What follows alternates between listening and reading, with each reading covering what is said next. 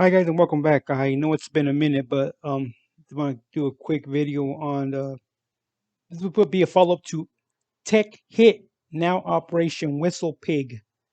I put that out about 4 months ago. Actually, this is kind of what I was talking about: information gathering on U.S. citizens, and I guess any kind of citizen that resides in the U.S. And that right there, I'll come back to that actual comment that I just made because of the fact that I had long suspected that an incident can turn into something logged under your address or your name, but I was pushing more towards the actual address of the home, not the actual individual. And just like a minor example would be this individual or this house actually always complains on people on their lawns or people parking in front of their house. That would be an incident report. There's no actual crime, but it was actually called in. Maybe an officer came out and did a quick incident report on you or on the actual address, and that would be kept in a file. Well, since 2008, all that information has been gathering, and now it's put into a system called Index. The letter N dash, the letter D, the letter E, and a smaller case X system. And this actual it provides criminal justice agencies with an online tool for sharing, searching, linking, and analyzing information across jurisdictional boundaries, a national repository of criminal justice records submitted by agencies from around the nation. It enables to connect the dots between data on people, places, and things that may seem unrelated in order to link investigations and investigators. And that's the scary part right there. Uh, Information can be gathered on people, places, and things, and basically they're labeling citizens. That's what it comes down to. And they are quick to label the system as unclassified national information sharing system. That is the scary part because if it's unclassified, that means that anybody in law enforcement, that's talking about your clerk, your person who actually is maybe the old school they used to call fax checkers. They would actually take care of actual faxes that come in, log them in. So that means that anybody has access to that regarding um, these incident reports. Now, it contains incident, arrest, booking reports, pre-trial investigation, supervised release reports, calls for service, and that right there is a red flag. Photos and field contact identification records. Now, it is scary for the fact that they mention calls for service. That means if I call because I'm having or somebody calls that I'm having a diabetic episode, now that's a service call.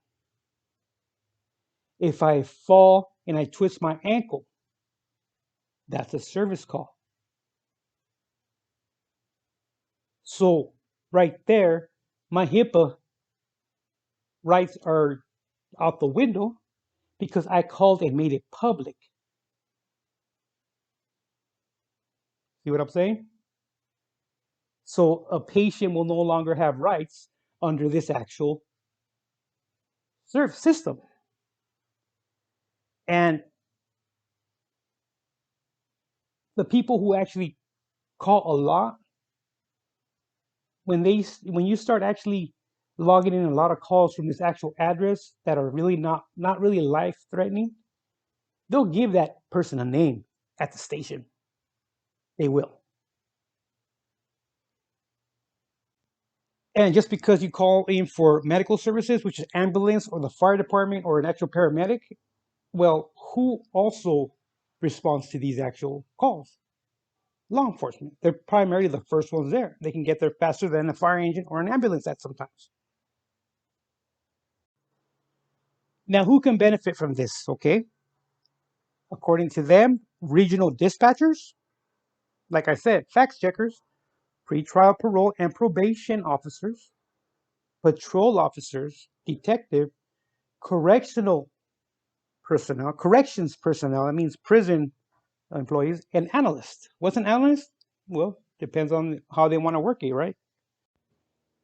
Now, back to the actual correctional personnel. It provides many benefits for institutions and community correction agencies, such as improved case inmate management, enhanced supervisional effects, supplementary visitor screening, so people visiting you will now be on file under your name for anybody, any agency to actually take a look at, not just Department of Corrections, apprehensions of absconders, fugitives, and escapees, right? And so when this actual fits in with immigration, because now immigration, do they have access to this? ICE is not law enforcement. Homeland Security, maybe. Border Patrol, probably. Customs Border Protection, probably. And who is going to do the actual labeling of an individual that does not have actual um, citizenship or permission to be in the U.S.?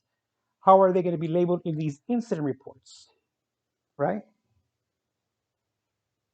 Because you can provide an ID if you're an illegal alien for the fact that if you have a Mexican driver's license, you can provide that in case the Highway Patrol pulls you over.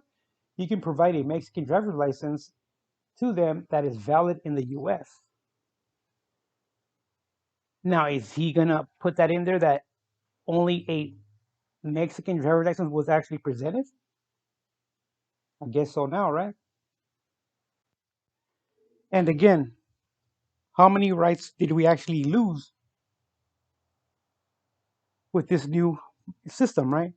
Now, the only benefit that I can see that I can actually contest to is I have a place of business that requires me to be there 24 hours access to this actual place of business. And I have been contacted by the local sheriffs, and inquired what I was actually doing there after hours or in the middle of the morning or the actual middle of the night.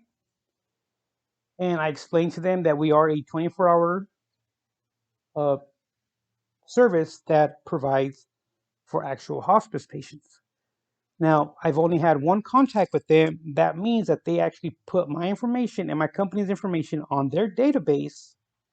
Therefore, if a patrol officer were to pass by from their department, they'll ring up the actual address and they'll actually read the notes and saying, they run a 24-hour business. They have actually um, can conduct a 24-hour actual policy, right, from our company. And that's the only good thing that I can come across because I've only had contact with one time, and that was it. So that means that I'm in the system and my information's in there and why I should be in that actual address at that hour. But from the rest of these actual incident reports, I don't that I don't see how that's even legal, especially with HIPAA. How is that legal? You knowing my medical information prior to getting to my address. And the dispatchers will have that actual information. And hopefully I'm wrong. And if I get anything wrong or any kind of actual correction, feel free to leave a comment. All right. Thanks a lot, guys.